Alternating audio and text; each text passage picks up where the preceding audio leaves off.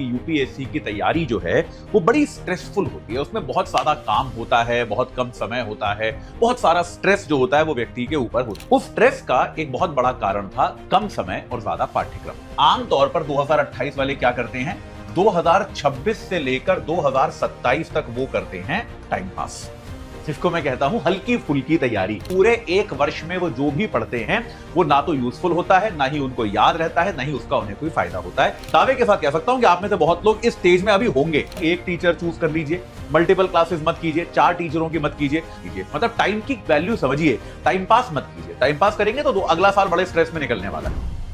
नमस्कार, बहुत बहुत स्वागत है आप सभी का अनअकैडमी में। मेरा नाम है अतुल जैन। मेरे ख्याल से आप में से सभी लोगों ने ऐसा सुना होगा कि यूपीएससी की तैयारी जो है वो बड़ी स्ट्रेसफुल होती है। उसमें बहुत सारा काम होता है, बहुत कम समय होता है, बहुत सारा स्ट्रेस जो होता है वो व्यक्ति के ऊपर होता है, जो कि सही है, बिल्कुल सही बात है। हम में से बहुत ज्यादातर लोगों का जो यूपीएससी का अनुभव है, यूपीएससी तैयारी का, वो बहुत हद तक स्ट्रेस से जुड़ा हुआ है।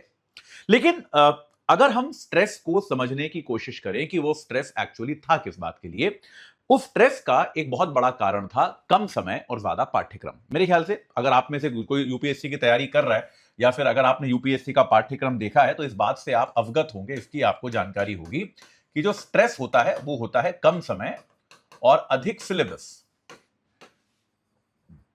इसके कारण ही स्ट्रेस होता है। तो इसके लिए तो सबसे पहले मैं आप लोगों को एक चीज बताना चाहता हूं कि आज मैं आप लोगों को बताऊंगा एक स्टडी प्लान, एक तरीके से कि आपको किस तरह से, किस ऑर्डर में अपनी पढ़ाई को प्लान करना चाहिए अगर आप इस एग्जाम को 2 साल बाद देने वाले हैं। देखिए, तो अगर आपको ऐसा लग सकता है कि कम समय, यानी कि भाई 2027 में जो एग्जाम देने वाला है उसके पास 1 साल बचा है तो उसके पास तो कम टाइम है, लेकिन हम में से ज्यादातर लोगों को ऐसा लगता है कि जो व्यक्ति 2028 में एग्जाम देने वाला है उसके पास ये कम समय वाला चक्कर तो नहीं है भाई। उसके पास तो भी 2 साल है एग्जाम का पहला स्टेप होने में। जो 2028 का प्रीलिम्स होगा वो मई 2028 में होगा, तो हम ये कह सकते हैं कि उसके पास तो भी 2 वर्ष है। और अगर 2 वर्ष है तो अच्छा खासा समय है, तो अच्छा खासा समय है तो स्ट्रेस नहीं होना चाहिए। लेकिन ऐसा होता नहीं है। ऐसा होता क्यों नहीं? अगर आप किसी भी 2028 वाले एस्पिरेंट से बात करके देख लीजिए, या अगर आप खुद भी 2028 वाले एस्पिरेंट हैं, तो आप 2 स्टेजेस में जीते हैं। दिक्कत क्या होती है 2028 वाले एस्पिरेंट्स के साथ? उनका ईयर सबसे चुनौतीपूर्ण क्या होता है कि वो अब से लेकर, आमतौर पर 2028 वाले क्या करते हैं, 2026 से लेकर 2027 तक वो करते हैं टाइम पास, जिसको मैं कहता हूं हल्की फुल्की तैयारी, है ना। वो करते हैं जिसको हम कहते हैं हल्की फुल्की तैयारी, कि थोड़ी बहुत तैयारी कर रहे हैं।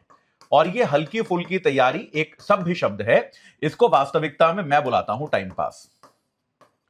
कि वो तैयारी के नाम पे 2026-27 में पढ़ते तो रहते हैं, कुछ कुछ तैयारी करते तो रहते हैं, लेकिन वो पूरी तरह से सिलेबस को लेकर एक प्लान बनाकर, एक योजना के साथ नहीं पढ़ते। तो 2026 से 27, यानी कि इस पूरे एक वर्ष में वो जो भी पढ़ते हैं वो ना तो यूजफुल होता है, ना ही उनको याद रहता है, ना ही उसका उन्हें कोई फायदा होता है। फिर आखिरकार 2027 में अब उनके पास 27 से 28 एक वर्ष का ही समय बचता है, जिसमें निश्चित तौर पर उनको बहुत सारा कुछ पढ़ना पड़ता है, तो उनको स्ट्रेस हो जाता है।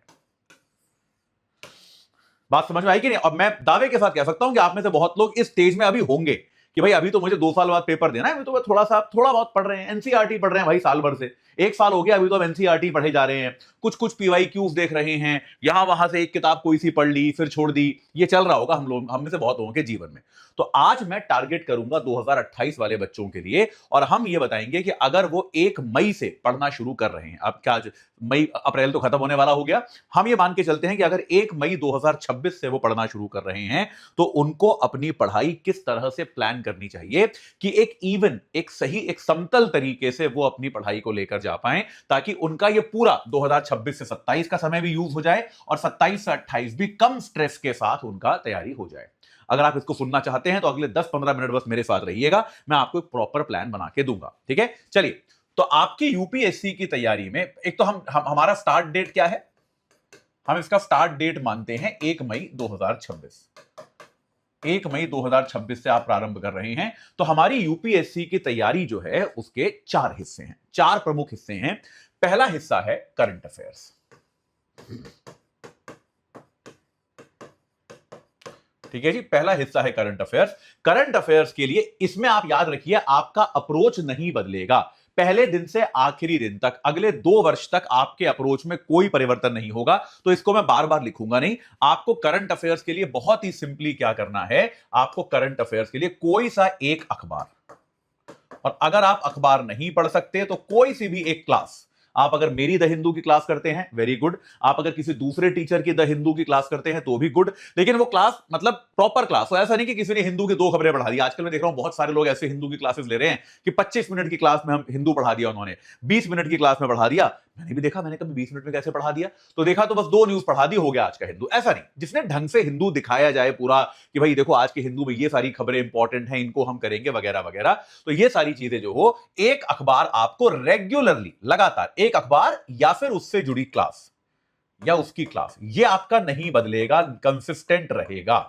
इसमें मैं आपसे आग्रह ये भी करूंगा कि एक टीचर चूज कर लीजिए, मल्टीपल क्लासेस मत कीजिए, 4 टीचरों की मत कीजिए। अगर आपको मेरी अच्छी लगती है तो मेरी क्लास में आके बैठिए, अगर आपको किसी अन्य शिक्षक की किसी दूसरे चैनल पे अच्छी लगती है तो उसकी क्लास में जाके बैठिए, अगर आप उसकी क्लास कर रहे हैं तो मेरी मत कीजिए, मेरी कर रहे हैं तो उसकी मत कीजिए। मतलब टाइम की वैल्यू समझिए, टाइम पास मत कीजिए। टाइम पास करेंगे तो अगला साल बड़े स्ट्रेस में निकलने वाला है। ठीक है, एक क्लास चुन लीजिए, ये आपको करना है, और ये आपका रेगुलर पूरे 2 वर्ष तक यही रहेगा, इसमें नो चेंज, इसमें कोई परिवर्तन नहीं आना है। करंट अफेयर्स जो है आपका ऐसे ही चलेगा। प्लस आपको अगर कोई एमसीक्यू वगैरह कहीं पे होते हैं, प्लस आपको करंट अफेयर्स पे आधारित जो है, प्लस आपको और क्या करना होगा, इसमें करंट अफेयर्स आधारित एमसीक्यू करने होंगे। प्लस अगर आपके लिए संभव हो तो कोई एक मासिक मैगजीन, कोई सी भी एक जो आपको अच्छी लगे, ऐसी कोई एक मासिक मैगजीन। अगर आप ये और ये कर रहे हैं तो मंथली मैगजीन करने में आपको 1-2 घंटे से ऊपर टाइम नहीं लगेगा, महीने में एक ही बार आती है, महीने में एक बार 1-2 घंटे निकालने हैं। तो करंट अफेयर्स आपका ऐसे कवर हो जाएगा। ये आपके पाठ्यक्रम का पहला पार्ट है, इसमें कोई अंतर नहीं आना है। अब से शुरू कर दो और 2 साल तक लगातार यही काम करना है। करंट अफेयर्स रेगुलरिटी का गेम है, अगर निरंतर ये करते रहोगे तो एकदम सॉलिड हो जाएगा, कोई दिक्कत नहीं आएगी। ठीक है, अब आते हैं आपके बाकी हिस्सों पर। ठीक है, अब हम एक काम करते हैं, यहां से हम शुरू करते हैं। मान लीजिए आप अभी 2000, मान के लीजिए आप अभी 2026 में हैं, तो आप जो है मई 2026 से आप ये कार्यक्रम शुरू कर रहे हैं अपनी पढ़ाई का। मई, जून, जुलाई, अगस्त, सितंबर, अक्टूबर, नवंबर और दिसंबर, इतने, ये आपका 2026 है। 2026 में आपके पास इतना समय बाकी है। ठीक है, ये बात क्लियर है। तो आपको चूंकि ये एग्जाम 2 वर्ष बाद देना है, आपके पास अभी थोड़ा सा समय है, तो मैं आपसे आग्रह करूंगा सबसे पहले 2026 का जो आपका मई, जून और जुलाई है, ये 3 महीने आप कहां गुजारिए। इन 3 महीनों में आपको याद रखिएगा, मैं जो भी कह रहा हूं करंट अफेयर्स तो साथ में करना ही करना है, उसमें कोई डाउट नहीं है। मई, जून, जुलाई में आपको कंप्लीट करनी है ऑल एनसीईआरटीज, मतलब जितनी भी एनसीईआरटी आपको पढ़नी है, हिस्ट्री की, ज्योग्राफी की, साइंस टेक्नोलॉजी की, इकोनॉमिक्स की, इंडियन सोसाइटी की, पॉलिटिकल साइंस की, जो एनसीईआरटी कोई टीचर, कोई ब्लॉग, ये सब आपको पढ़ने को बोलता है, कभी इस पर मैं एक और क्लास ले लूंगा कि कौन कौन सी पढ़नी है, सारी एनसीईआरटी आपकी मई, जून, जुलाई में खत्म हो जानी चाहिए। इसके बियॉन्ड मैं एनसीईआरटी आपके मुंह से नहीं सुनना चाहता। जुलाई के बाद कोई बच्चा एनसीईआरटी की बात नहीं करेगा कि मैं अब एनसीईआरटी पढ़ना चाहता हूं, मेरे को अब एनसीईआरटी और दोबारा नहीं, कुछ नहीं। एक बार पढ़नी है, ढंग से पढ़नी है, कायदे से पढ़नी है। 3 महीने दे रहा हूं तुम्हें इस काम के लिए, मई, जून, जुलाई। ये एक तो एनसीईआरटी पढ़नी है, पर केवल इतना काफी नहीं होगा। प्लस आपको क्या करना है, सी सैट की शुरुआत करनी है। सी सैट का एक सेक्शन, कोई भी एक सेक्शन, कोई सा भी एक सेक्शन आप उठा लो। जैसे मान लो पैराग्राफ वाला जो होता है ना, अनसीन पैसेज जो होता है, कॉम्प्रिहेंशन जिसे बोलते हैं, कॉम्प्रिहेंशन उठा लो। 3 महीना आपको आधा टाइम एनसीईआरटी को देना है, आधा टाइम आपको सीसैट के किसी एक सेक्शन की तैयारी करते रहना है। बस इतना करना है। 3 महीने के लिए आपको ये करना है। आराम से करो, मैं जानता हूं आप बिगिनर हो, थोड़ा आपकी स्पेस कम होगी, जो भी कर रहे हो उसके नोट्स बनाओ, अच्छे से रिवाइज करो, उसको ढंग से करो। ये 3 महीने में आपने इतना खत्म कर लिया। अब जब हम अगस्त के महीने में आएंगे, तो अगस्त के महीने से लेकर दिसंबर तक, अगस्त, सितंबर, अक्टूबर, नवंबर, दिसंबर, ये 5 महीने आपके पास हैं। इन 5 महीने में आपको क्या करना है, इन 5 महीने में आपको सबसे पहले आपका जीएस का कोई 2 विषय खत्म करने हैं आपको। जैसे मान लीजिए आपने पिक किया पॉलिटी और आपने उसके बाद पिक किया ज्योग्राफी, ये 2 विषय आपने पिक किए, तो ये 5 महीने और मे भी अगला महीना थोड़ा सा बच जाएगा, कोई बात नहीं, मैं जानता हूं 5 महीने में शायद पूरा ना हो पाए, लेकिन इन 5 महीने में आप ये टारगेट कीजिए कि मैं ये 2 विषय करूंगा, और साथ के साथ ये 2 विषय हो जाएंगे और साथ के साथ बाकी हाफ में आपका जो वैकल्पिक विषय है, यहां तक आपको अपने वैकल्पिक विषय को चुन लेना है और वैकल्पिक विषय का पेपर 1। मान लीजिए आपने सोशियोलॉजी चुना तो आपको सोशियोलॉजी का पेपर 1 ये आपको अगस्त, सितंबर, अक्टूबर, नवंबर और दिसंबर में कर लेना है। यहां पे ये याद रखिएगा, इसमें गलती नहीं होनी चाहिए, ये जरूर करना है, ये टॉप प्रायोरिटी है। इसमें थोड़ा कम भी हो पाए, मान लो पॉलिटी पूरा हो पाए, ज्योग्राफी आधा हो पाए, कोई बात नहीं, स्वीकार्य है, कोई खास दिक्कत नहीं है। लेकिन ऑप्शनल का पेपर 1 यहां पे खत्म कर देना है इन 5 महीने में। तो अब जब हम इस साल के 2026 के, अच्छा एक भी चीज ऐसी लग रही है डुएबल नहीं है, मैं खुद ही कह रहा हूं ज्योग्राफी चलो आधी हो पाएगी, मैं खुद ही ज्योग्राफी पे आधा बनाए दे रहा हूं, ज्योग्राफी आधी हो पाएगी, चलो आपका बर्डन कम कर दिया। ऐसा लग रहा है कि डुएबल नहीं है, ऐसा तो नहीं लग रहा। और देखो इससे फर्क देखो कितना पड़ेगा, जब 2026 के अंत तक हम पहुंचेंगे, एनसीईआरटी सारी हो चुकी है, सीसैट का एक प्रॉब्लमैटिक एरिया हो चुका है, पॉलिटी पूरी हो चुकी है, आधा ज्योग्राफी हो चुका है, ऑप्शनल का एक पेपर हो चुका है। तो 2027 के जनवरी में जब आप प्रवेश करोगे तो आप एक अलग तरह के कॉन्फिडेंस के साथ प्रवेश करोगे। ये 2026 का कैलेंडर समझ में आ गया सबको, इसमें तो कोई दिक्कत नहीं है। अब आते हैं 2027 पे। 2027 हमारे पास पूरा वर्ष है, 2027 एक ऐसा वर्ष है जो हमारे पास कंप्लीट है, तो हमें कोई दिक्कत नहीं है। तो इसमें हम क्या कर सकते हैं, जनवरी, फरवरी, मार्च, अप्रैल, मई, जून, जुलाई, अगस्त, सितंबर, अक्टूबर, नवंबर, दिसंबर, ये 12 महीने हैं हमारे पास भाई। ये हमारे पास 2027 है, 2027 के 12 महीने मैंने यहां लिख दिए। तो अच्छा, इस मैं फिर से दोहरा रहा हूं, सबके साथ करंट अफेयर्स पैरेलली चलता रहेगा। तो आपको क्या करना है, जनवरी के महीने में आपको अपना जो पिछले साल का पेंडिंग रह गया, जैसे मान लो आपका ज्योग्राफी पेंडिंग रह गया था, ज्योग्राफी प्लस ऑप्शनल पेपर 1, अगर इसमें कुछ रह गया है इसकी प्रैक्टिस करके हम ये मान लेते हैं जनवरी तक आपका ये खत्म हो गया। अब आपको क्या करना है, फरवरी, मार्च, अप्रैल, मई और जून, फिर से मैं एक 5 महीने का ब्लॉक ले रहा हूं, फरवरी, मार्च, अप्रैल, मई और जून। इन 5 महीनों में आपको क्या करना है, आपको उठाना है इकोनॉमिक्स, आपको उठाना है हिस्ट्री। ठीक है, इन 5 महीनों में आपको यह उठाना है और आपको यहां पर क्या करना है, साथ के साथ आपको आपके ऑप्शनल का पेपर 2 खत्म कर डालना है। समझ में आ गया?